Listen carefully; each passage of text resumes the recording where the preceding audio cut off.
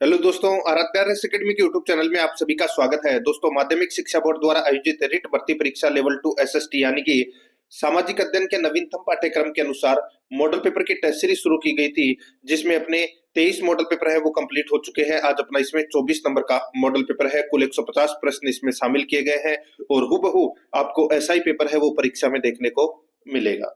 दोस्तों, अगर आपने पिछले 23 मॉडल पेपरों का टेस्ट अगर नहीं दिया है तो आप प्ले लिस्ट में जाइए, वहां पे आपको फोल्डर मिल जाएगा writ level 2 SST model paper के नाम से वहां फोल्डर बना हुआ है। तो आप वहां जाकर पिछले मॉडल पेपरों का टेस्ट है वो अवश्य दें।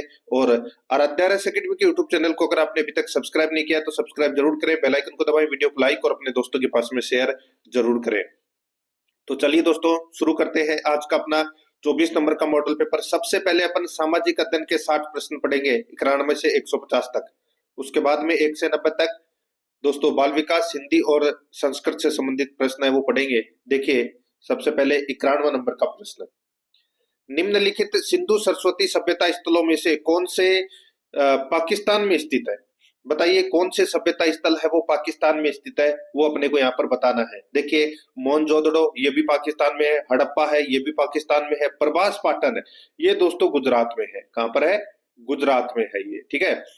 आलमगीरपुर ये दोस्तों यूपी में है। चंदूड़ो ये भी पाकिस्तान में है और कोट दीजी भी पाकिस्तान में है। तो यहाँ पर इस प्रश्न का जो सही उत्तर हो जाएगा वो है दोस्तों इसमें 1, 2, 5, 6। 1, 2, 5, 6 ये कहाँ है? मोहनजोदड़ो, हड़प्पा, चंदूड़ो और कोटदीजी ये पाकिस्तान में स्थित है दोस्तों, ठीक है। आगे देखिए, 92 नंबर का प्रश्न है, महान गणितज्ञ ब्रह्मगुप्त का जन्म राजस्थान के किस जिले में हुआ है? बताइए, ब्रह्मगुप्त का जो जन्म है वो कहां पर हुआ है? तो दोस्तों ये बीनमाल जालौर में हुआ है। यहाँ पर ए नंबर का ऑप्शन बिल्कुल सही। नेक्स्ट आगे देखिए, वैदिक काल के बारे में निम्नलिखित कथनों पर विचार कीजिए।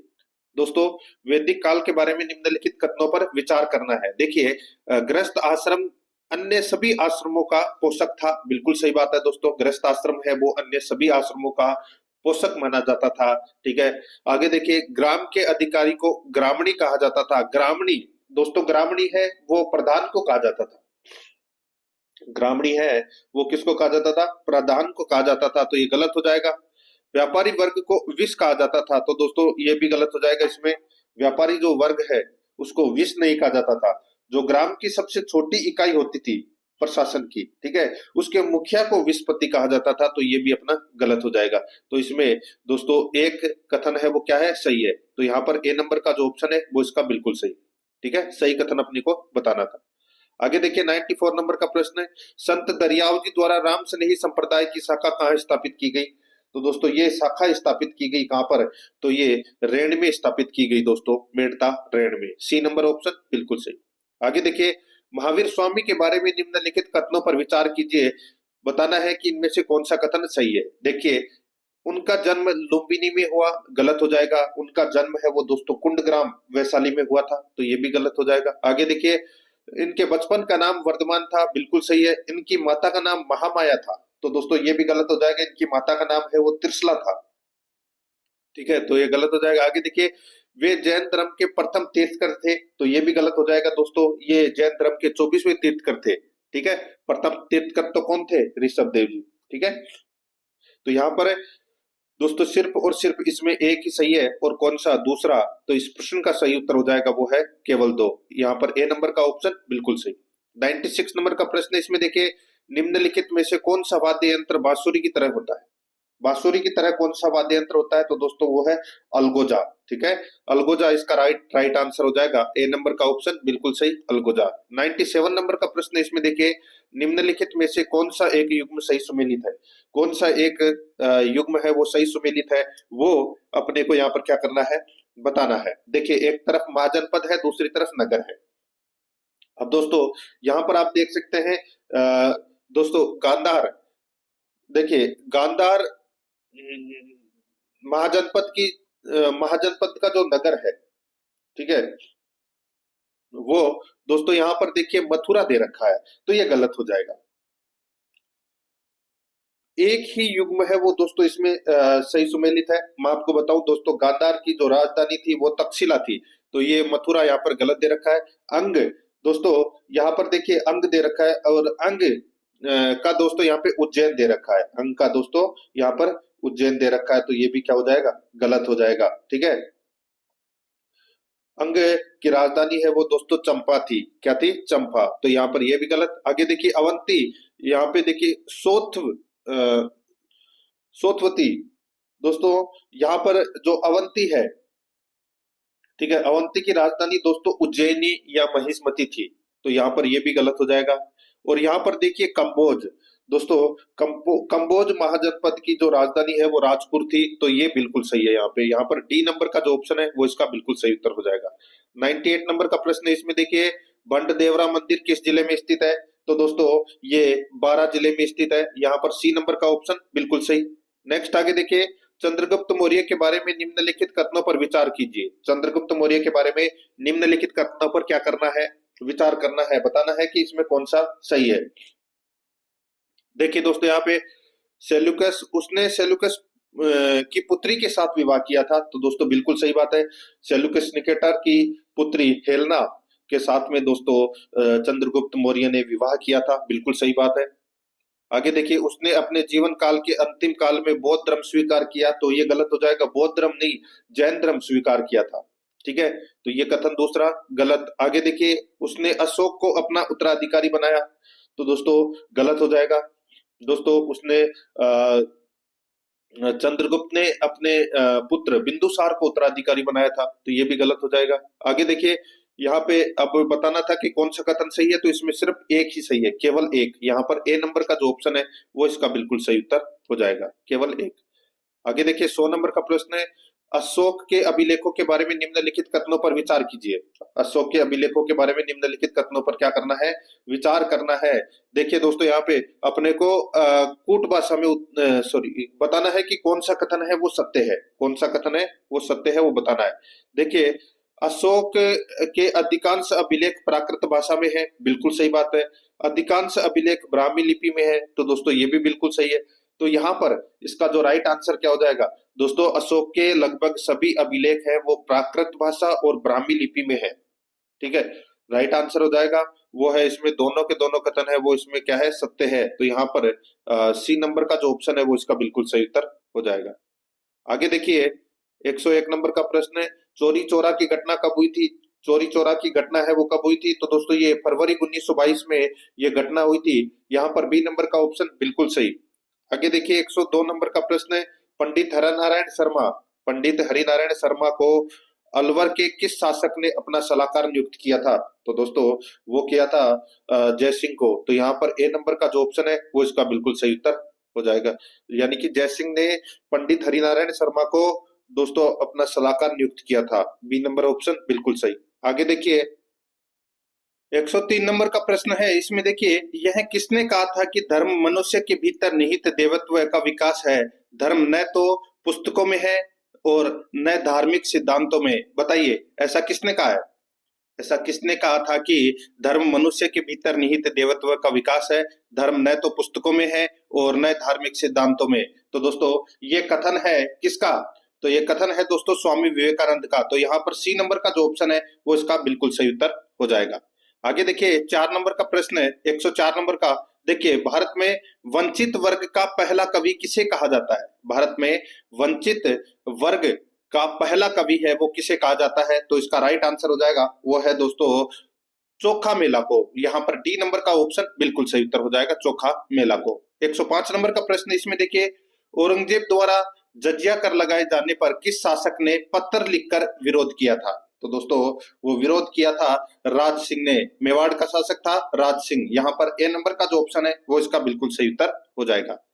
106 नंबर का प्रश्न है, इसमें देखिए डूंगर जी व जवाहर जी ने किन राज्यों की सेना के विरुद्ध संघर्ष किया था, तो दोस्तों डूंगर जी व जवाहर जी ने बीकानेर व जोधपुर राज्यों की सेना के विरुद्ध संघर्ष किया था, तो इसका राइट आंसर हो जाएगा वो है बीकानेर व जोधपुर, यहाँ पर ए नंबर का ऑप्शन बिल्कुल सही।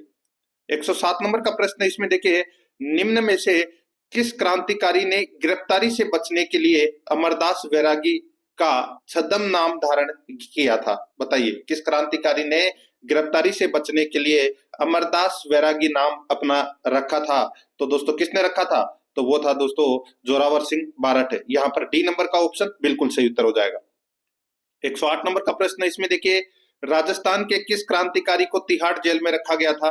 तो इसका राइट आंसर हो जाएगा वो है दोस्तों गोपाल सिंह खारवा को। गोपाल सिंह खारवा को तिहाड़ जेल में रखा गया था। यहाँ पर बी नंबर का जो ऑप्शन है वो इसका बिल्कुल सही उत्तर हो जाएगा। और ये दोस्तों राजस्थान की खारवा रियासत के जागीरदार थे। ठीक है, नेक्स्ट आगे देखिए यहाँ पे 109 नंबर का प्रश्न है, निम्नलिखित में से कौन हल्दी घाटी के युद्ध में महाराणा प्रताप के चंद्रावल दस्ते में शामिल थे? चंद्रावल दस्ते में शामिल थे। तो दोस्तों चंद्रावल दस्ते के अंदर देखिए पुरोहित गोपीनाथ थे, राणा पूंजा थे, जयमल मेहता थे और दोस्तों कृष्णदास चुंडावत थे। ये चंदावल दस्ते में शामिल थे। और यहाँ पर जो एक दस्ता था दोस्तों हरावल का और एक था चंद्रावल का। ठीक है, तो चंद्रावल दस्ते में ये शामिल थे। तो यहाँ पर इसका राइट आंसर क्या हो जाएगा? वो है 1 2 3 6, 1 2 3 6। यहाँ पर डी नंबर का जो ऑप्शन है वो इसका बिल्कुल सही उत्तर हो जाएगा। आगे देखिए 110 नंबर का प्रश्न है, निम्नलिखित में से किस छतरी को शेखावाटी की सबसे बड़ी छतरी माना जाता है? दोस्तों किस छतरी को शेखावाटी की सबसे बड़ी छतरी माना जाता है? तो इसका राइट आंसर हो जाएगा वो है रामगोपाल पोदार की छतरी। रामगोपाल पोदार की छतरी। यहाँ पर ए नंबर का ऑप्शन बिल्कुल सही उत्तर हो जाएगा। ठीक है, नेक्स्ट 111 नंबर का प्रश्न है, दुर्गादास राठौड़ की छतरी किस राज्य में स्थित है? दुर्गादास राठौड़ की छतरी है वो दोस्तों कहां पर स्थित है? तो ये उज्जैन मध्य प्रदेश में स्थित है दोस्तों। राइट आंसर हो जाएगा यहाँ पे सी नंबर का ऑप्शन बिल्कुल सही। 112 नंबर का प्रश्न, इसमें देखिए चावंड चित्रकला शैली का विकास किस क्षेत्र में हुआ? चावंड चित्रकला शैली का विकास किस क्षेत्र में हुआ?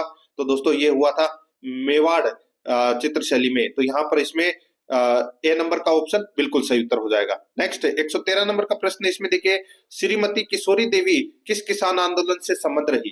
दोस्तों श्रीमती किशोरी देवी का संबंध है वो कौन से किसान आंदोलन से था? तो इसका राइट आंसर हो जाएगा वो है दोस्तों सीकर किसान आंदोलन से। तो यहाँ पर बी नंबर का ऑप्शन बिल्कुल सही। 114 नंबर का प्रश्न, इसमें देखिए बजट्टी नामक आभूषण शरीर के किस भाग में धारण किया जाता है? बजट्टी नामक आभूषण शरीर के किस भाग में धारण किया जाता है? तो इसका राइट आंसर हो जाएगा वो है दोस्तों ये गले का आभूषण है। किसका आभूषण है? गले का। यहाँ पर डी नंबर का ऑप्शन बिल्कुल सही, गले का आभूषण है। 115 नंबर का प्रश्न है, इसमें देखिए एडवर्ड थॉर्नडाइक को शिक्षा मनोविज्ञान में किस सिद्धांत के लिए जाना जाता है? एडवर्ड थॉर्नडाइक 1898 को शिक्षा मनोविज्ञान में किस सिद्धांत के लिए जाना जाता है? तो इसका राइट आंसर हो जाएगा वो है दोस्तों इसमें सीखने के सिद्धांत के लिए जाना जाता है। यहाँ पर सी नंबर का ऑप्शन बिल्कुल सही। नेक्स्ट 116 नंबर का प्रश्न है, राष्ट्रीय शिक्षा नीति 2020 में प्रस्तावित राष्ट्रीय आकलन केंद्र को क्या नाम दिया गया है? बताइए, राष्ट्रीय शिक्षा नीति 2020 में प्रस्तावित राष्ट्रीय आकलन केंद्र को क्या नाम दिया गया है? तो दोस्तों वो नाम दिया गया है परख। परख नाम दिया गया है। यहाँ पर डी नंबर का ऑप्शन बिल्कुल सही, परख है। ठीक है, नेक्स्ट आगे देखिए 117 नंबर का प्रश्न है, राजस्थान में उच्च प्राथमिक विद्यालयों में कल्प कार्यक्रम का प्रारंभ कब हुआ? बताइए, कल्प कार्यक्रम का प्रारंभ है वो कब हुआ? तो दोस्तों ये हुआ था 2004-05 में। तो यहाँ पर अपना इसमें डी नंबर का ऑप्शन बिल्कुल सही। 118 नंबर का प्रश्न है, इसमें देखिए पंडित जवाहरलाल नेहरू द्वारा प्रस्तावित उद्देश्य प्रस्ताव को संविधान सभा द्वारा कब स्वीकार किया गया? बताइए, उद्देश्य प्रस्ताव कब स्वीकार किया गया? राइट आंसर हो जाएगा दोस्तों वो है 13 दिसंबर 1946 को। तो यहाँ पर अपना इसमें right answer B number option हो जाएगा। और ये उद्देश्य प्रस्ताव कौन लेकर आए थे? पंडित जवाहरलाल नेहरू। तो यहाँ पर बी नंबर ऑप्शन सही। 119 नंबर का प्रश्न, इसमें देखिए 86वें संविधान संशोधन अधिनियम द्वारा शिक्षा के अधिकार को किस मौलिक अधिकार का बनाया गया? 86वें संविधान संशोधन अधिनियम द्वारा शिक्षा के अधिकार को किस मौलिक अधिकार का बनाया गया? तो दोस्तों इसका राइट आंसर हो जाएगा वो है इसमें देखिए आप सभी को पता होगा जो 86वां संविधान संशोधन हुआ था, ठीक है, और उसके अंदर ये स्वतंत्रता के अधिकार में इसको शामिल किया गया था। तो इसका राइट आंसर हो जाएगा ए नंबर का ऑप्शन बिल्कुल सही उत्तर इसमें हो जाएगा, ए नंबर का ऑप्शन बिल्कुल सही। ठीक है, नेक्स्ट आगे देखिए यहाँ पे 120 नंबर का प्रश्न है, भारत में लैंगिक अपराधों से बालकों का संरक्षण अधिनियम कब बनाया गया? तो दोस्तों ये बनाया गया कब? तो इसका राइट आंसर हो जाएगा वो है इसमें दोस्तों 2012 में। तो यहाँ पर बी नंबर का जो ऑप्शन है वो इसका बिल्कुल सही उत्तर हो जाएगा। ठीक है, आगे देखिए यहाँ पे 121 नंबर का प्रश्न है, भारत में राष्ट्रीय मतदाता दिवस मनाया जाता है, बताइए। भारत में राष्ट्रीय मतदाता दिवस है वो कब मनाया जाता है? तो दोस्तों ये 25 जनवरी को मनाया जाता है। यहाँ पर ए नंबर का ऑप्शन बिल्कुल सही, 25 जनवरी को। 122 नंबर का प्रश्न है, भारतीय संविधान की जिस सूची में कृषि एवं सिंचाई को शामिल किया गया है वह है, बताइए। कृषि एवं सिंचाई को कौन सी सूची में शामिल किया गया है? तो इसका सही उत्तर हो जाएगा वो है दोस्तों राज्य सूची में। यहाँ पर बी नंबर का ऑप्शन बिल्कुल सही। नेक्स्ट, आगे देखिए, संविधान के किस अनुच्छेद के अंतर्गत सर्वोच्च न्यायालय को अभिलेख न्यायालय का स्थान दिया गया है? सर्वोच्च न्यायालय को अभिलेख न्यायालय का स्थान दिया गया है कौन से अनुच्छेद में? तो दोस्तों वो है अनुच्छेद 129। यहाँ पर ए नंबर का ऑप्शन बिल्कुल सही, अनुच्छेद 129। नेक्स्ट आगे देखिए, भारतीय संविधान के किस अनुच्छेद के अंतर्गत राष्ट्रपति में संघ की कार्यपालिका शक्ति निहित है? किस अनुच्छेद में राष्ट्रपति में संघ की कार्यपालिका शक्ति निहित है? तो इसका राइट आंसर हो जाएगा वो है दोस्तों अनुच्छेद 53। अनुच्छेद 53, यहाँ पर ए नंबर का ऑप्शन बिल्कुल सही उत्तर हो जाएगा। नेक्स्ट आगे देखिए, राजस्थान पंचायत राज अधिनियम 1994 के अध्याय 2 क में जिसके गठन का प्रावधान है वह है, बताइए। दोस्तों राजस्थान पंचायती राज अधिनियम 1994 के अध्याय 2 क में जिसके गठन का प्रावधान है वो है, तो वो है दोस्तों ग्राम सभा। यहाँ पर अपना इसमें डी नंबर का ऑप्शन बिल्कुल सही उत्तर हो जाएगा, ग्राम सभा। नेक्स्ट आगे देखिए, 126 नंबर का प्रश्न है, राज्य विधान परिषद में राज्यपाल द्वारा कितने सदस्यों का मनोनयन किया जाता है? तो कितने सदस्यों का मनोनयन किया जाता है? राइट आंसर हो जाएगा दोस्तों 1/6 सदस्यों का मनोनयन किया जाता है। यहाँ पर डी नंबर ऑप्शन सही। नेक्स्ट आगे देखिए, स्वतंत्र भारत की पहली लोकसभा के प्रथम उपाध्यक्ष थे। स्वतंत्र भारत की पहली लोकसभा के प्रथम उपाध्यक्ष थे, तो वो कौन थे? तो वो थे दोस्तों अनंत सैनम अयंगर। अनंत सैनम अयंगर, तो यहाँ पर सी नंबर का ऑप्शन बिल्कुल सही उत्तर हो जाएगा। 128 नंबर का प्रश्न है, भारत में मतदान के दौरान मतदान केंद्र पर मतदाता रजिस्टर का प्रभारी कौन होता है? भारत में मतदान के दौरान मतदान केंद्र पर मतदाता रजिस्टर का प्रभारी कौन होता है? तो इसका राइट आंसर हो जाएगा वो है दोस्तों इसमें प्रथम मतदान अधिकारी। यहाँ पर ए नंबर का जो ऑप्शन है वो इसका बिल्कुल सही उत्तर हो जाएगा। ठीक है, आगे देखिए, यहाँ पे 129 नंबर का प्रश्न है, किस शासन प्रणाली में कार्यपालिका विधायिका के प्रति उत्तरदायी होती है? किस शासन प्रणाली में कार्यपालिका विधायिका के प्रति उत्तरदायी होती है? तो इसका राइट आंसर हो जाएगा वो है संसदीय सरकार। यहाँ पर ए नंबर का जो ऑप्शन है वो इसका बिल्कुल सही उत्तर हो जाएगा, संसदीय सरकार। 130 नंबर का प्रश्न है, इसमें देखिए, निम्न में से कौन सा ज्ञान उद्देश्य का उदाहरण है? निम्न में से कौन सा ज्ञान उद्देश्य का उदाहरण है? तो इसका राइट आंसर हो जाएगा वो है विश्लेषण करना।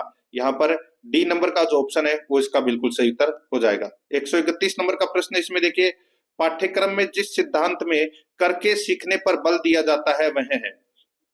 पाठ्यक्रम के जिस सिद्धांत में करके सीखने पर बल दिया जाता है वह है, तो दोस्तों वह है क्रिया का सिद्धांत। तो यहाँ पर सी नंबर का ऑप्शन बिल्कुल सही उत्तर हो जाएगा, क्रिया का सिद्धांत। 132 नंबर का प्रश्न इसमें देखिए, उत्तरी गोलार्ध में व्यापारिक पवनों के प्रवाह की दिशा होती है। उत्तरी गोलार्ध में व्यापारिक पवनों के प्रवाह की दिशा होती है, तो दोस्तों इसका राइट आंसर हो जाएगा वो है उत्तर पूर्व से दक्षिण पश्चिम। उत्तर पूर्व से दक्षिण पश्चिम, यहाँ पर ए नंबर का ऑप्शन बिल्कुल सही उत्तर हो जाएगा। 133 नंबर का प्रश्न इसमें देखिए, सूर्य एवं पृथ्वी के मध्य अधिकतम दूरी कहलाती है। सूर्य एवं पृथ्वी के मध्य अधिकतम दूरी कहलाती है, तो दोस्तों वो कहलाती है अपसोर। क्या कहलाती है? अपसोर कहलाती है। यहाँ पर सी नंबर का ऑप्शन बिल्कुल सही उत्तर हो जाएगा, अपसोर। ठीक है, नेक्स्ट 134 नंबर का प्रश्न इसमें देखिए, खाद्य श्रृंखला में चूहा जिस श्रेणी में आता है वह श्रेणी कौन सी है? दोस्तों खाद्य श्रृंखला में चूहा है ये प्राथमिक उपभोक्ता की श्रेणी में आता है। यहाँ पर ए नंबर का ऑप्शन बिल्कुल सही उत्तर हो जाएगा। आगे देखिए, निम्न में से कौन सा कथन है वो सही है? बताइए कौन सा कथन है वो सही है, वो अपने को यहाँ पर बताना है। देखिए मैं आपको डायरेक्ट बता देता हूँ सही कथन कौन सा है। देखिए, पृथ्वी की सतह पर चक्रवातों में पवनों की दिशा घड़ी की सुई की दिशा व घड़ी की सुई की दिशा के विपरीत दोनों ही दिशाओं में होती है। तो यहाँ पर ये कथन है वो इसमें बिल्कुल सही है, सी नंबर का ऑप्शन बिल्कुल सही उत्तर हो जाएगा। आगे देखिए, 136 नंबर का प्रश्न है, निम्न में से किस दशक में भारत में नकारात्मक जनसंख्या वृद्धि दर्ज की गई? नकारात्मक जनसंख्या वृद्धि दर्ज की गई, तो दोस्तों ये दर्ज की गई थी 1911 से 1921 में। तो यहाँ पर बी नंबर का ऑप्शन बिल्कुल सही। 137 नंबर का प्रश्न इसमें देखिए, निम्न में से कौन सा लौह इस्पात कारखाना भारत में सर्वाधिक पुराना है? कौन सा लौह इस्पात कारखाना भारत में सर्वाधिक पुराना है? तो इसका राइट आंसर हो जाएगा वो है टिस्को। यहाँ पर ए नंबर का ऑप्शन बिल्कुल सही उत्तर हो जाएगा, टिस्को। ठीक है, याद रखना। आगे देखिए दोस्तों, यहाँ पे 138 नंबर का प्रश्न है, दी गई भू आकृतियों का उत्तर से दक्षिण दिशा में अवस्थिति का सही क्रम कौन सा है? दी गई भू आकृतियों का उत्तर से दक्षिण दिशा में अवस्थिति का सही क्रम है वो कौन सा है? तो दोस्तों वो क्रम है भाबर, तराई, खादर और डेल्टा। भाबर, तराई, खादर और डेल्टा, ये क्रम है वो दोस्तों बिल्कुल सही है। तो यहाँ पर डी नंबर का ऑप्शन बिल्कुल सही उत्तर इसमें हो जाएगा। आगे देखिए दोस्तों, यहाँ पे 139 नंबर का प्रश्न है, भारत में जिप्सम का सर्वाधिक उत्पादक राज्य कौन सा है? भारत में जिप्सम का सर्वाधिक उत्पादक राज्य कौन सा है? तो दोस्तों इसका राइट आंसर हो जाएगा वो है राजस्थान। यहाँ पर ए नंबर का ऑप्शन बिल्कुल सही उत्तर हो जाएगा, राजस्थान। ठीक है, आगे देखिए 140 नंबर का प्रश्न है, जास्कर नदी का उपयोग सिंचाई एवं विद्युत उत्पादन हेतु किस प्रदेश में किया जाता है? तो इसका सही उत्तर हो जाएगा वो है दोस्तों ये इसका जास्कर नदी का उपयोग सिंचाई एवं विद्युत उत्पादन हेतु लद्दाख प्रदेश में किया जाता है। तो इसका राइट आंसर हो जाएगा सी नंबर ऑप्शन, सही उत्तर लद्दाख।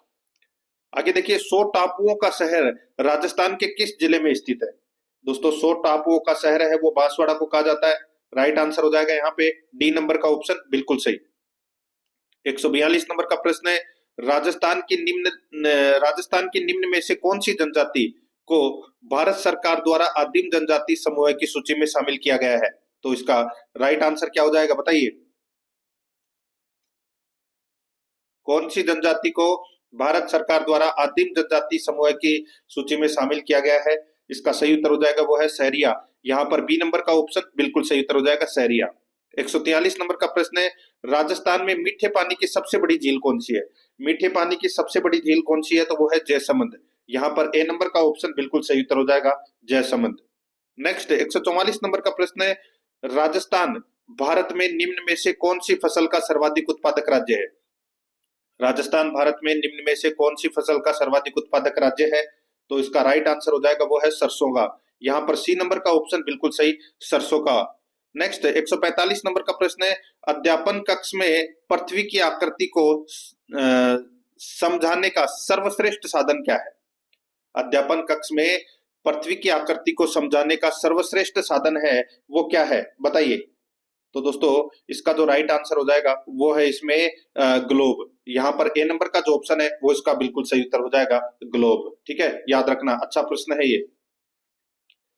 आगे देखिए दोस्तों, यहाँ पे 146 नंबर का प्रश्न है, प्रश्नोत्तर तकनीक सामाजिक विज्ञान के शिक्षण में काफी प्रभावी हो सकती है क्योंकि यह सुनिश्चित करती है कि बताइए विद्यार्थियों की परीक्षा में बेहतर प्रयुत्तर उत्तर देने की क्षमता, विद्यार्थी कक्षा में अच्छी तैयारी के साथ आते हैं, शिक्षार्थियों द्वारा सक्रिय भागीदारी, एक से अधिक अनुशासित कक्ष। तो दोस्तों इसका जो राइट आंसर हो जाएगा वो है दोस्तों शिक्षार्थी द्वारा सक्रिय भागीदारी। यहाँ पर सी नंबर का जो ऑप्शन है वो इसका बिल्कुल सही उत्तर इसमें हो जाएगा। ठीक है, नेक्स्ट आगे देखिए 147 नंबर का प्रश्न है, सामाजिक अध्ययन की अध्यापिका कक्षा में चुनाव की क्रमिक प्रक्रिया बता रही है, वह जो विधि का प्रयोग कर रही है वह विधि कौन सी है? बताइए वह विधि कौन सी है? तो दोस्तों इसका जो राइट आंसर क्या हो जाएगा? तो वो विधि है दोस्तों कथन विधि। यहाँ पर बी नंबर का ऑप्शन बिल्कुल सही उत्तर हो जाएगा। आगे देखिए, सामाजिक अध्ययन की पाठ्य पुस्तक अनुरूप होनी चाहिए। सामाजिक अध्ययन की पाठ्य पुस्तक अनुरूप होनी चाहिए, तो दोस्तों किसके अनुरूप होनी चाहिए? तो दोस्तों ये विद्यार्थी के अनुरूप होनी चाहिए। यहाँ पर बी नंबर ऑप्शन सही उत्तर। 49 नंबर प्रश्न इसमें देखिए, सामाजिक अध्ययन का शिक्षण किया जाता है, सामाजिक अध्ययन का शिक्षण किया जाता है, तो दोस्तों इसका राइट आंसर हो जाएगा वो है इसमें ये माध्यमिक स्तर पर किया जाता है दोस्तों। ए नंबर का ऑप्शन बिल्कुल सही, माध्यमिक स्तर पर। आगे देखिए, पाठ्यक्रम के क्षेत्र में शामिल है, पाठ्यक्रम के क्षेत्र में शामिल है? तो दोस्तों बताइए क्या शामिल है पाठ्यक्रम के क्षेत्र में? देखिए विद्यालय की आंतरिक क्रियाएं, विद्यालय की बाह्य क्रियाएं, ये दोनों ही शामिल है दोस्तों। तो यहाँ पर इसका राइट आंसर हो जाएगा, देखिए ये इसमें ये गलत हो जाएगा। तो यहाँ पर दोस्तों अ और ब दोनों कर लेना, ठीक है। सी नंबर का ऑप्शन हो जाएगा दोस्तों अ व ब दोनों, ठीक है। तो यहाँ पर इसका राइट आंसर हो जाएगा सी नंबर ऑप्शन अ और ब दोनों। दोस्तों ये तो अपन ने सामाजिक अध्ययन के प्रश्न है वो 60 प्रश्न पढ़े हैं, 91 से 150 तक है। अब अपन दोस्तों 1 से 30 तक बाल विकास एवं शिक्षा शास्त्र, उसके बाद में 31 से लेकर और 60 तक हिंदी के, और फिर दोस्तों संस्कृत के प्रश्न है वो पढ़ेंगे। देखिए यहाँ पे बाल विकास एवं शिक्षा शास्त्र में पहला प्रश्न है। और दोस्तों आराध्या रेस एकेडमी के यूट्यूब चैनल को अगर आपने अभी तक सब्सक्राइब नहीं किया तो सब्सक्राइब जरूर कर लें, बेल आइकन को दबाएं ताकि नोटिफिकेशन है वो आपके पास में निरंतर पहुंचता रहे। और क्लास को लाइक नहीं किया है तो दोस्तों एक बार सभी के सभी मित्र हैं वो क्लास को लाइक जरूर करें, और अपने दोस्तों के पास में फेसबुक व्हाट्सएप ग्रुप पे दोस्तों आपको शेयर भी करना है। देखिए पहला प्रश्न है, यदि बालक की वास्तविक आयु 13 वर्ष हो और मानसिक आयु 14 वर्ष हो तो बुद्धि लब्धि क्या होगी? बताइए दोस्तों, बुद्धि लब्धि ज्ञात करने का सूत्र है मानसिक आयु इंटू 100 बटे वास्तविक आयु। तो यहाँ पर मानसिक आयु कितनी है दोस्तों? मानसिक आयु है वो इसमें 14 वर्ष है, तो यहाँ पे 14 इंटू 100 बटे वास्तविक आयु कितनी है? तो दोस्तों 13, ठीक है। तो यहाँ पे 1400 में 13 का भाग दे लीजिए, तो यहाँ पर इसका राइट आंसर हो जाएगा 107.69। तो यहाँ पर बी नंबर का ऑप्शन बिल्कुल सही। 2 नंबर का प्रश्न इसमें देखिए, सीखने का क्लासिकल कंडीशनिंग सिद्धांत प्रतिपादित किया था, तो ये किसने किया था? तो ये किया था दोस्तों पावलोव ने। यहाँ पर बी नंबर का ऑप्शन बिल्कुल सही, पावलोव ने। नेक्स्ट आगे देखिए, बाल अपराध का कारण है, बाल अपराध का कारण क्या है? तो दोस्तों वो है माता पिता में अनबन रहना, माता पिता में अनबन रहना ये बाल अपराध का कारण है। यहाँ पर ए नंबर का ऑप्शन बिल्कुल सही। 4 नंबर का प्रश्न इसमें देखिए, बालकों के मुक्त एवं अनिवार्य शिक्षा अधिकार अधिनियम 2009 में निम्न में से किस पर ध्यान नहीं दिया गया है? बालकों के मुक्त एवं अनिवार्य शिक्षा अधिकार अधिनियम 2009 में निम्न में से किस पर ध्यान नहीं दिया गया है? तो इसका राइट आंसर हो जाएगा वो है 14 वर्ष के पश्चात शिक्षा व्यवस्था, 14 वर्ष के पश्चात शिक्षा व्यवस्था। तो यहाँ पर डी नंबर का ऑप्शन बिल्कुल सही उत्तर हो जाएगा। 105 नंबर का प्रश्न इसमें देखिए, निम्न में से कौन सा चरण शोध का क्रियात्मक अनुसंधान बनाता है? निम्न में से कौन सा चरण शोध का क्रियात्मक अनुसंधान बनाता है? तो इसका राइट आंसर हो जाएगा वो है दोस्तों उपकल्पनाओं का निर्माण, उपकल्पनाओं का निर्माण। यहाँ पर ए नंबर का ऑप्शन बिल्कुल सही उत्तर हो जाएगा। 6 नंबर का प्रश्न इसमें देखिए, एनसीएफ 2005 में कला शिक्षा को जोड़ने का उद्देश्य है, एनसीएफ 2005 में कला शिक्षा को जोड़ने का उद्देश्य है, तो वो उद्देश्य कौन सा है? तो वो है दोस्तों तार्किक चिंतन में अभिवृद्धि। यहाँ पर ए नंबर का ऑप्शन बिल्कुल सही। 7 नंबर का प्रश्न इसमें देखिए, विकास कभी न समाप्त होने वाली प्रक्रिया है, यह विचारधारा संबंधित है। तो दोस्तों यह विचारधारा किससे संबंधित है? तो ये निरंतरता के सिद्धांत से संबंधित है। ए नंबर का ऑप्शन बिल्कुल सही। 8 नंबर का प्रश्न है इसमें देखिए, निम्नलिखित में से कौन सा बुद्धि का घटक नहीं है? बताइए बुद्धि का घटक कौन सा नहीं है? तो इसमें देख सकते हैं दोस्तों तार्किक चिंतन है, स्मृति है, अनुभवों से सीखना है, लेकिन व्यवसायिक रुचियां है, ये बुद्धि का घटक नहीं है। यहाँ पर बी नंबर ऑप्शन बिल्कुल सही। 9 नंबर का प्रश्न है इसमें देखिए, निम्नलिखित में से बालक की कौन सी प्रक्रिया मनोगत्यात्मक नहीं है? बताइए कौन सी प्रक्रिया मनोगत्यात्मक नहीं है? तो यहाँ पर देख सकते हैं दोस्तों सोचना, लिखना, गेंद फेंकना, यहाँ पर खेलना नहीं है। यहाँ पर डी नंबर का जो ऑप्शन है वो इसका बिल्कुल सही उत्तर हो जाएगा, ये आपको इसमें याद रखना है, ठीक है। आगे देखिए 10 नंबर का प्रश्न है, व्यक्तित्व को मापने के लिए 16 पीएफ प्रश्नावली किसने दी? बताइए व्यक्तित्व को मापने के लिए 16 पीएफ प्रश्नावली किसने दी? तो दोस्तों ये दी थी आर बी केटल ने, आर बी केटल ने। तो यहाँ पर सी नंबर का ऑप्शन बिल्कुल सही उत्तर हो जाएगा, आर बी केटल ने दी थी सर्वप्रथम। आगे देखिए 111 नंबर का प्रश्न है, निम्नलिखित में से कौन सी विशेषता प्रतिभावान शिक्षार्थी की है? बताइए कौन सी विशेषता प्रतिभावान शिक्षार्थी की है? बताइए दोस्तों यहाँ पर देखिए, यदि कक्षा में गतिविधियां अधिक चुनौतीपूर्ण नहीं होती है तो वह कम प्रेरित अनुभव करता है और ऊब जाता है। यदि कक्षा की गतिविधियां अधिक चुनौतीपूर्ण नहीं होती है तो वह कम प्रेरित अनुभव करता है और ऊब जाता है। तो यहाँ पर ये कथन है वो इसमें क्या है, बिल्कुल सही है। ए नंबर का जो ऑप्शन है वो इसका बिल्कुल सही उत्तर इसमें हो जाएगा। 12 नंबर का प्रश्न इसमें देखिए, विशेष आवश्यकता वाले बच्चों को शामिल करना। विशेष आवश्यकता वाले बच्चों को शामिल करना दोस्तों, शिक्षण के प्रति दृष्टिकोण, विषय वस्तु और धारणा परिवर्तन की अपेक्षा रखता है। तो यहाँ पर सी नंबर का जो ऑप्शन है वो इसका बिल्कुल सही उत्तर हो जाएगा। आगे देखिए, समस्या समाधान नहीं है। बताइए, समस्या समाधान नहीं है। तो दोस्तों समस्या समाधान है वो संगीत संबंधी योग्यता के बारे में नहीं है, संगीत संबंधी योग्यता के बारे में नहीं है। तो यहाँ पर इसका राइट आंसर हो जाएगा डी नंबर का ऑप्शन बिल्कुल सही उत्तर हो जाएगा। आगे देखिए, प्रासंगिक अंतर्बोध परीक्षण व्यक्तित्व को मापने की विधि है। कौन सी विधि है बताइए? प्रासंगिक अंतर्बोध परीक्षण व्यक्तित्व को मापने की विधि है, तो वो कौन सी?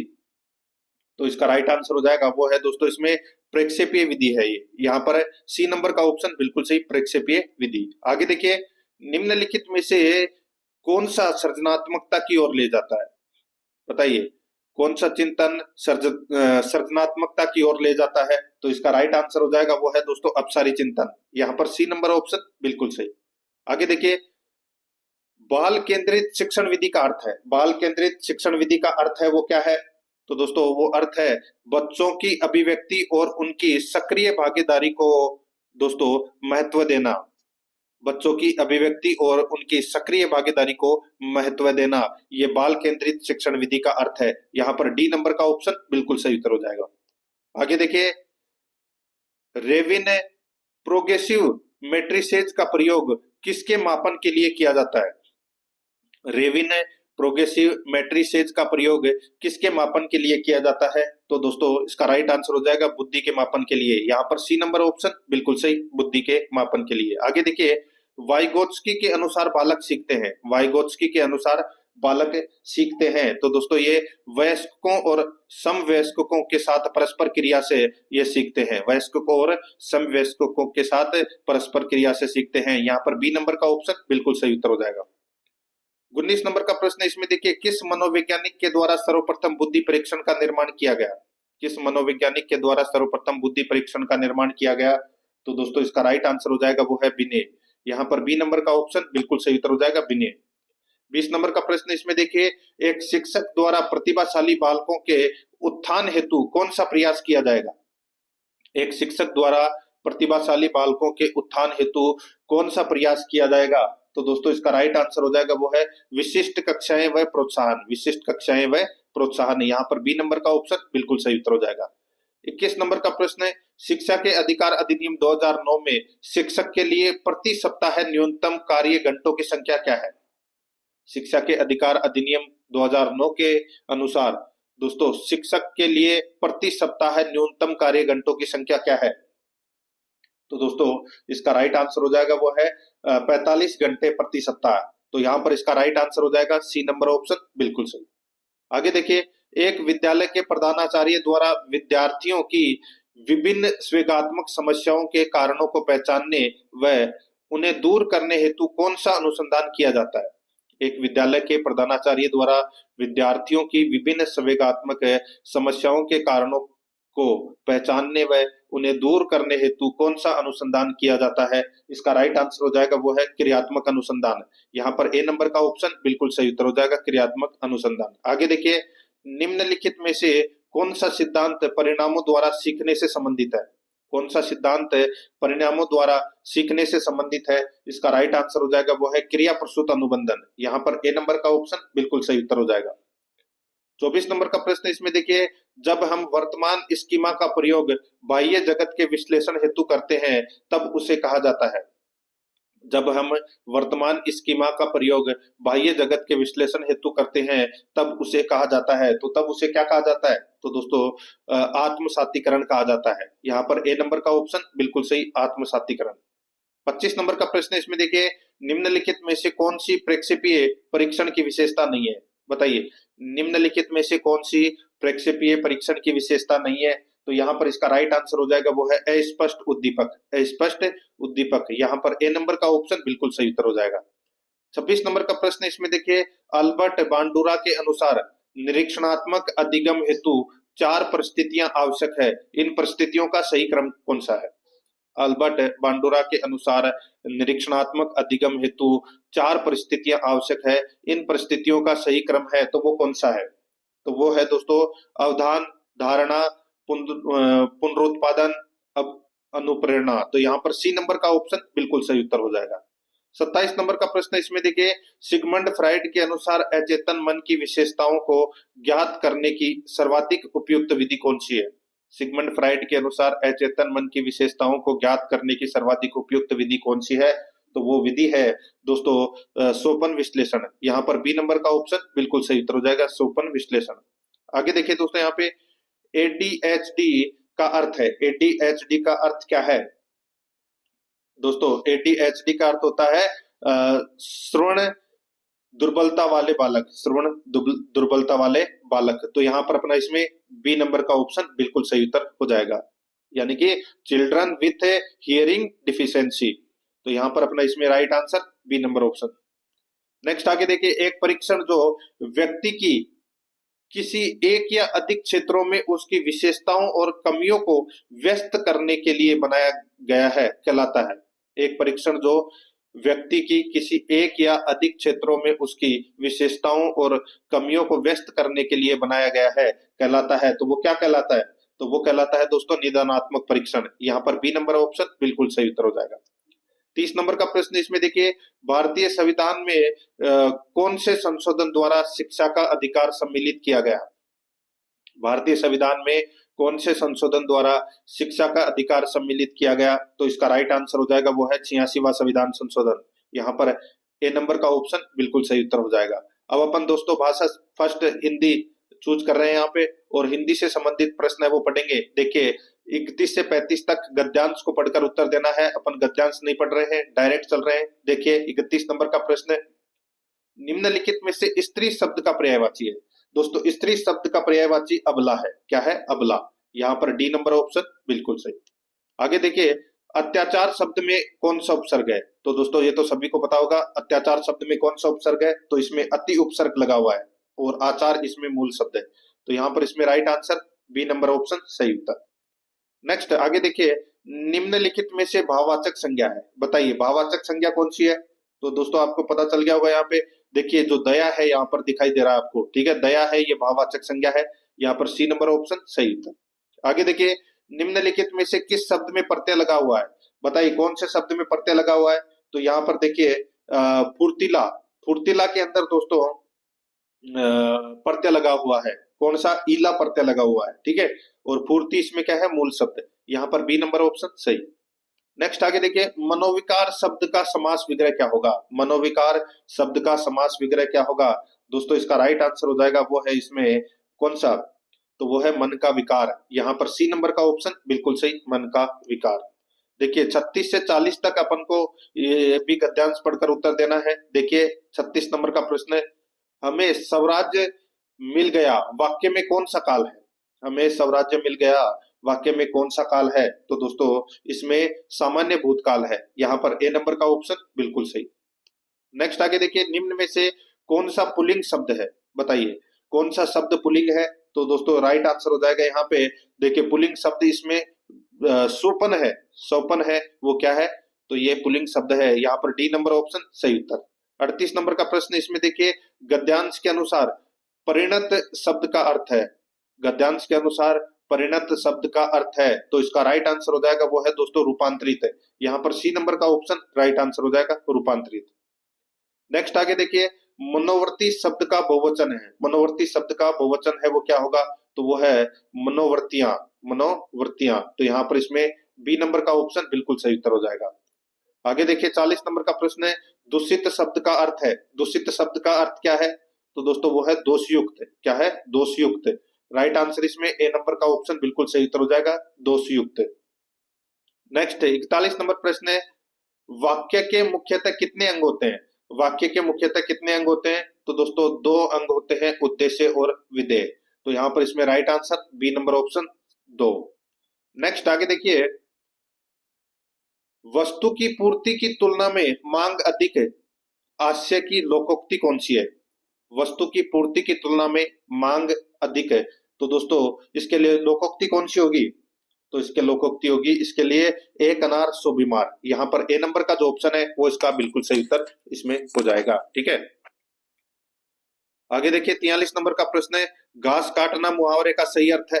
घास काटना मुहावरे का सही अर्थ है तो वो है दोस्तों, गुणवत्ता को ध्यान रखे बिना जैसे तैसे काम निपटाना।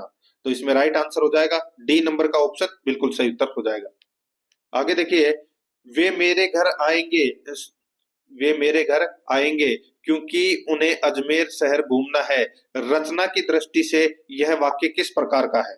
तो दोस्तों ये मिश्र वाक्य है। कि कौन सा वाक्य है? मिश्र वाक्य। यहाँ पर ए नंबर का ऑप्शन बिल्कुल सही।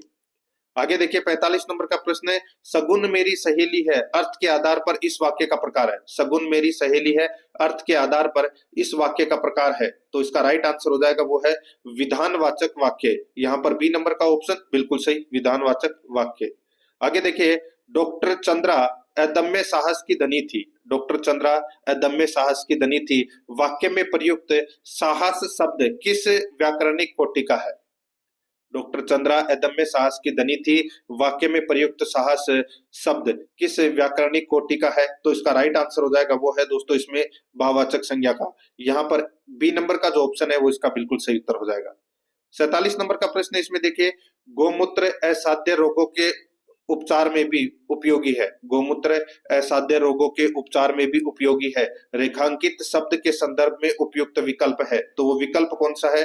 तो वो है अवयव। यहाँ पर सी नंबर का ऑप्शन बिल्कुल सही उत्तर हो जाएगा, अवयव। ठीक है, आगे देखिए, निम्नलिखित में से कौन सा कथन त्रुटिपूर्ण है? कौन सा कथन है वो दोस्तों त्रुटिपूर्ण है? इसका जो राइट आंसर हो जाएगा वो है दोस्तों, इसमें त्रुटिपूर्ण की मैं बात करूं तो दोस्तों इसमें देखिए, सरल वाक्य में एक उद्देश्य और एक विधेय होता है, बिल्कुल सही है। संयुक्त वाक्य में दो सरल वाक्यों को और या अधिक समुच्चय बोधक अवयवों से जोड़ दिया जाता है, बिल्कुल सही है। और या आदि समुच्चय बोधक अवयवों से जोड़ दिया जाता है, बिल्कुल सही है। ऐसे वाक्य जिनमें एक प्रधान उपवाक्य हो तथा अन्य उपवाक्य उस पर आश्रित हो उसे मिश्र वाक्य कहते हैं, बिल्कुल सही है ये भी। चौथा देखिए, वर्णों के सार्थक समूह को वाक्य वर्णों के सार्थक समूह से वाक्य बनते हैं। ये कथन है वो दोस्तों अपना इसमें गलत हो जाएगा। दोस्तों वर्णों के सार्थक समूह से शब्द बनते हैं और शब्दों के सार्थक समूह से वाक्य का निर्माण होता है, तो ये कथन गलत हो जाएगा। यहाँ पे शब्द आना चाहिए था। ठीक है, तो यहाँ पर डी नंबर का ऑप्शन बिल्कुल सही। 49 नंबर प्रश्न है, इसमें देखिए, यवन सैनिक घोड़े पर बैठकर आया। यवन सैनिक घोड़े पर बैठकर आया पर किले का दरवाजा बंद था। जैसे ही उसने दरवाजा खटखटाया चिड़िया पर फड़फड़ाहट उड़ गई, चिड़िया फड़फड़ाहट करके उड़ गई। उपयुक्त वाक्यों में प्रयुक्त पर शब्द के अर्थों का सही क्रम है, बताइए। तो दोस्तों यहां पर देखिए, पर किले का दरवाजा बंद था, तो यहां पर शब्द के अर्थों का सही क्रम क्या है? तो यहां पर इसका जो राइट आंसर हो जाएगा वो है दोस्तों, देखिए यहां पर शब्द का अर्थ हो जाएगा ऊपर किंतु पंख। ठीक है, ऊपर किंतु पंख। तो यहाँ पर डी नंबर का ऑप्शन बिल्कुल सही उत्तर हो जाएगा। आगे देखिए, प्रकृति ने ग्रेनाइट तथा संगमरमर से मेरे चित्र को नवाजा है। प्रकृति ने ग्रेनाइट तथा संगमरमर से मेरे चित्र को नवाजा है। इस वाक्य में रेखांकित शब्दों का क्रमशः सही भाषाई रूप बताइए। तो सही भाषाई रूप है वो कौन सा है? तो वो हो जाएगा दोस्तों विदेशी, विदेशी और विदेशी। ठीक है दोस्तों, यहाँ पे देखिए मैं आपको बताऊं, ग्रेनाइट ये अंग्रेजी है, संगमरमर है वो फारसी है। ठीक है, और नवाजा, नवाजा है ये उर्दू भाषा का शब्द है। तो ये तीनों शब्द हैं वो दोस्तों विदेशी विदेशी विदेशी, यानी कि तीनों विदेशी है। इसका राइट आंसर इसमें ए नंबर ऑप्शन सही उत्तर हो जाएगा। 51 नंबर प्रश्न है, निम्नलिखित में से कौन सा शिक्षा शास्त्री पढ़ाने से पहले लिखना सिखाने के पक्ष में है? निम्नलिखित में से कौन सा शिक्षा शास्त्री पढ़ाने से पहले लिखना सिखाने के पक्ष में है, तो इसका राइट आंसर हो जाएगा वो है मारिया मोंटेसरी। यहाँ पर डी नंबर का ऑप्शन बिल्कुल सही। आगे देखिए, मौन पठन का लाभ है। दोस्तों मौन पठन का लाभ क्या है? तो इसका लाभ है स्वाध्याय की प्रवृत्ति विकसित होती है। यहाँ पर बी नंबर का ऑप्शन बिल्कुल सही। आगे देखिए, बुलेटिन बोर्ड है। बुलेटिन बोर्ड है, इसका राइट आंसर हो जाएगा वो है दोस्तों दृश्य सामग्री। यहाँ पर बी नंबर का जो ऑप्शन है वो इसका बिल्कुल सही उत्तर हो जाएगा, दृश्य सामग्री। आगे देखिए, सीसीई में व्यापकता का आशय निम्नांकित में से नहीं है। सीसीई में व्यापकता का आशय निम्नांकित में से नहीं है, तो इसका राइट आंसर हो जाएगा वो है दोस्तों प्रश्नों की व्यापकता। यहाँ पर डी नंबर ऑप्शन बिल्कुल सही। आगे देखिए, वर्तनी की विधिवत शिक्षा का ज्ञान किस स्तर पर होना चाहिए? वर्तनी की विधिवत शिक्षा का ज्ञान किस स्तर पर होना चाहिए? तो दोस्तों ये होना चाहिए प्राथमिक स्तर पर। यहाँ पर ए नंबर का ऑप्शन बिल्कुल सही, प्राथमिक स्तर पर। आगे देखिए, निम्नलिखित में से रचना शिक्षण का उद्देश्य नहीं है। निम्नलिखित में से रचना शिक्षण का उद्देश्य कौन सा नहीं है? देखिए, वो है विधिक भाषाओं का ज्ञान कराना। विधिक भाषाओं का ज्ञान कराना ये रचना शिक्षण का उद्देश्य नहीं है। यहाँ पर सी नंबर ऑप्शन सही उत्तर। आगे देखिए, अभिकर्मित अनुदेशन विधि के सिद्धांत में सम्मिलित है। अभिकर्मित अनुदेशन विधि के सिद्धांत में सम्मिलित है, तो क्या सम्मिलित है? तो दोस्तों वो है स्वगति का सिद्धांत। यहाँ पर ए नंबर का ऑप्शन बिल्कुल सही उत्तर हो जाएगा। आगे देखिए, निम्न में से कौन सा सस्वर वाचन का भेद नहीं है? कौन सा सस्वर वाचन का भेद नहीं है? तो दोस्तों इसका राइट आंसर हो जाएगा वो है गहन वाचन। यहाँ पर डी नंबर का ऑप्शन बिल्कुल सही, गहन वाचन। आगे देखिए, एक अच्छे मूल्यांकन की विशेषता नहीं है। एक अच्छे मूल्यांकन की विशेषता कौन सी नहीं है? तो इसका राइट आंसर हो जाएगा वो है आत्मनिष्ठता। तो यहाँ पर सी नंबर का ऑप्शन राइट आंसर हो जाएगा आत्मनिष्ठता। आगे देखिए, वस्तुनिष्ठ प्रश्न का प्रकार है। वस्तुनिष्ठ प्रश्न का प्रकार है तो वो कौन सा है बताइए? तो दोस्तों यहाँ पर देखिए, मिलान प्रश्न है, ये वस्तुनिष्ठ प्रश्न का प्रकार है। तो यहाँ पर सी नंबर ऑप्शन बिल्कुल सही उत्तर इसमें हो जाएगा। अब दोस्तों यहाँ पर अपन है वो देखिए 30 प्रश्न है वो अपन संस्कृत से संबंधित पढ़ेंगे। देखिए 61 नंबर का प्रश्न है, पंडित अंबिका दत्त व्यास विचरित प्रमुख ग्रंथ है। दोस्तों इसका राइट आंसर हो जाएगा वो है इसमें शिवराज विजय। यहाँ पर ए नंबर का ऑप्शन बिल्कुल सही उत्तर हो जाएगा।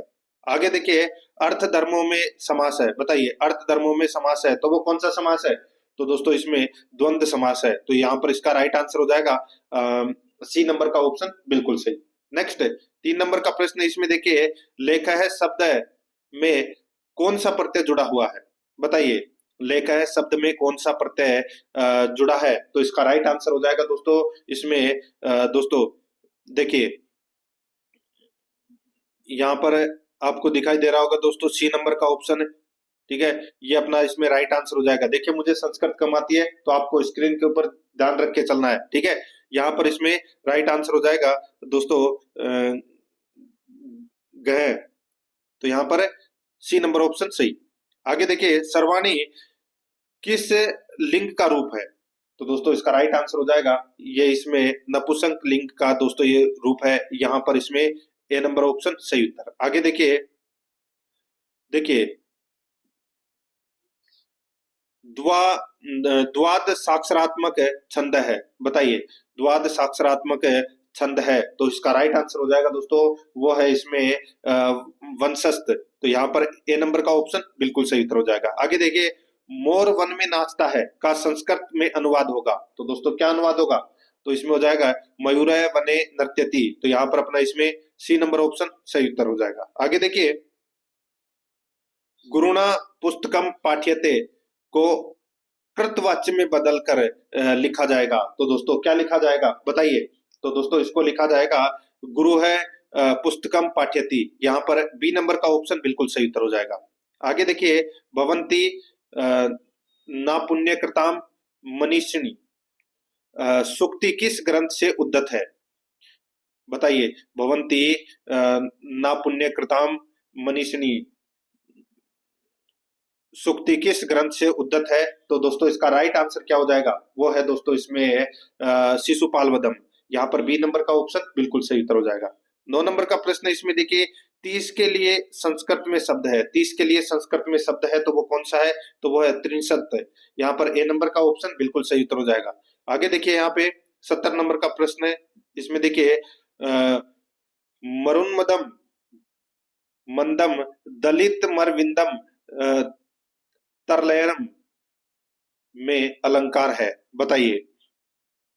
मरुन मंदम मंदम दलित मरविंदम तरलयम में अलंकार है, तो दोस्तों इसमें कौन सा अलंकार है, तो इसमें अलंकार हो जाएगा दोस्तों अनुप्रास अलंकार। यहाँ पर सी नंबर ऑप्शन सही उत्तर। आगे देखिए दोस्तों यहाँ पे विसर्जनीय से स के अनुसार विसर्ग के पश्चात खर प्रत्याहार के रहने पर विसर्ग के स्थान पर हो जाता है, तो दोस्तों इसका राइट आंसर हो जाएगा वो है इसमें स। ठीक है, यहाँ पर बी नंबर ऑप्शन सही उत्तर। आगे देखिए शुद्ध वाक्य चुनिए दोस्तों, शुद्ध वाक्य है वो अपने को यहाँ पर चुनना है। तो देखिए यहाँ पे ते क्रीड़ा क्षेत्रे क्रीडयन्ति, ते क्रीड़ा क्षेत्रे क्रीडयन्ति, ये शुद्ध वाक्य है, तो दोस्तों यहाँ पर बी नंबर ऑप्शन सही उत्तर। देखिए 13 से 17 प्रश्न तक अपन को गद्यांश पढ़कर उत्तर देना है, तो अपन गद्यांश नहीं पढ़ रहे हैं, डायरेक्ट चल रहे हैं। देखिए यहाँ पे तस्य अत्र का विभक्ति, तस्य अत्र का विभक्ति, इसका राइट आंसर हो जाएगा वो है दोस्तों षष्ठी विभक्ति है, यहाँ पर ए नंबर ऑप्शन सही उत्तर। आगे देखिए करिष्यामि इति क्रियापदे कह लकार है, तो यहाँ पर इसका राइट आंसर हो जाएगा दोस्तों लट लकार है, यहाँ पर सी नंबर ऑप्शन बिल्कुल सही। आगे देखिए ग्रामे इति पदे का विभक्ति अस्ति, ग्रामे इति पदे का विभक्ति अस्ति, इसका राइट आंसर हो जाएगा वो है सप्तमी, यहाँ पर बी नंबर ऑप्शन बिल्कुल सही।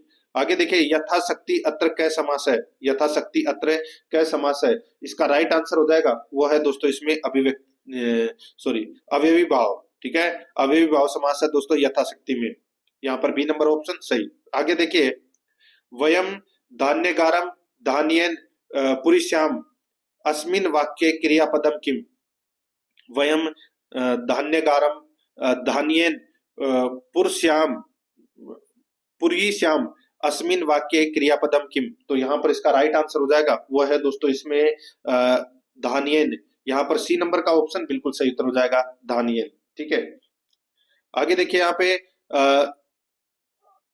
78 से 82 तक अपने को पद्यांश पढ़कर उत्तर देना है। ठीक है, तो डायरेक्ट चल रहे हैं। देखिए यस्मे अत्र का विभक्ति, यस्मे अत्र का विभक्ति, तो इसमें राइट आंसर हो जाएगा दोस्तों वो है इसमें पंचमी विभक्ति होगी दोस्तों, बी नंबर ऑप्शन सही उत्तर।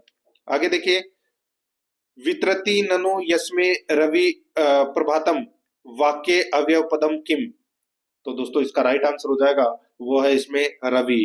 ठीक है, रवि इसका राइट आंसर हो जाएगा। आगे देखिए यहाँ पे किरण इत्यस्मिन पदे विभक्ति अस्ति, तो इसका राइट आंसर हो जाएगा इसमें दोस्तों तृतीय विभक्ति, यहाँ पर बी नंबर का ऑप्शन बिल्कुल सही। आगे देखिए यहाँ पे सिक्ता भयोपि पदस्य संधि विच्छेद अस्ति, तो यहाँ पर इसका राइट आंसर हो जाएगा वो है दोस्तों सिक्ता भयो प्लस अपि, यहाँ पर ए नंबर का ऑप्शन बिल्कुल सही उत्तर हो जाएगा। आगे देखिए सिक्ता भयो अपि तेलम समुदयति अत्र क्रियापदम किम, तो इसका राइट आंसर हो जाएगा वो है दोस्तों समुदयति, यहाँ पर डी नंबर का ऑप्शन बिल्कुल सही उत्तर हो जाएगा। आगे देखिए पद्य शिक्षण से विधिरस्ति, पद्य शिक्षण से विधिरस्ति, तो यहाँ पर इसका राइट आंसर हो जाएगा वो है दोस्तों इसमें प्रवचन विधि, यहाँ पर डी नंबर ऑप्शन बिल्कुल सही। आगे देखिए मानव से जीवने भाषाया किम महत्वम अस्ति, मानव से जीवने भाषाया किम महत्वम अस्ति, इसका राइट आंसर हो जाएगा वो है दोस्तों यहाँ पर उपरोक्त सभी हो जाएगा। ठीक है, उपरोक्ता सर्वे है, तो यहाँ पर डी नंबर ऑप्शन सही उत्तर।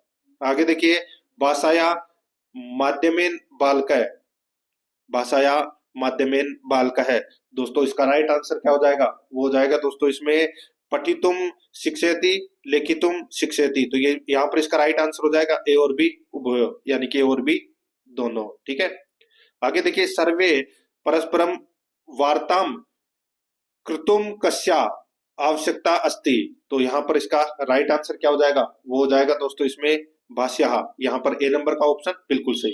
आगे देखिए भाषा कौशलम एकम साधनम अस्ति, तो इसका सही उत्तर हो जाएगा दोस्तों वो है अभिव्यक्ति, यहाँ पर ए नंबर ऑप्शन बिल्कुल सही। आगे देखिए मूल्यांकने चतुर्णा कौशलानाम परीक्षणार्थ का परीक्षा भवति, तो यहाँ पर इसका सही उत्तर हो जाएगा वो है दोस्तों मौखिक लिखित परीक्षा च, यहाँ पर ए नंबर ऑप्शन सही उत्तर। आगे देखिए, कस्मिन विकल्पे भाषा शिक्षा भाषा शिकाय मूल्यांकन से अवसर प्राप्तम भवती। तो यहाँ पर इसका राइट आंसर हो जाएगा, वो है दोस्तों 23 वर्षु। तो यहाँ पर ए नंबर ऑप्शन बिल्कुल सही। 90 नंबर का प्रश्न इसमें देखिए, पाठ्य विशेषु को अपि छात्र है दुर्बल चेत अध्यापकत्वेन भवतः कर्तव्यम की स्यात्। तो यहाँ पर इसका राइट आंसर हो जाएगा, वो है दोस्तों इसमें दुर्बलताम ज्ञात्वा तद दूरीकृतु प्रत्यय है। तो यहाँ पर डी नंबर का जो ऑप्शन है वो इसका बिल्कुल सही उत्तर इसमें हो जाएगा।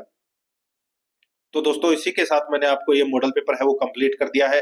कुछ चेंजेस करना हो तो वो आप कमेंट में बता सकते हैं, और पिछले मॉडल पेपर नहीं देखे हैं तो उनको जरूर देखें, और आराध्या रेस एकेडमी के यूट्यूब चैनल को सब्सक्राइब जरूर करें, बेल आइकन को दबाएं, वीडियो को लाइक और अपने दोस्तों के पास में शेयर जरूर करें। मिलते हैं दोस्तों नेक्स्ट क्लास में। जय हिंद, जय भारत।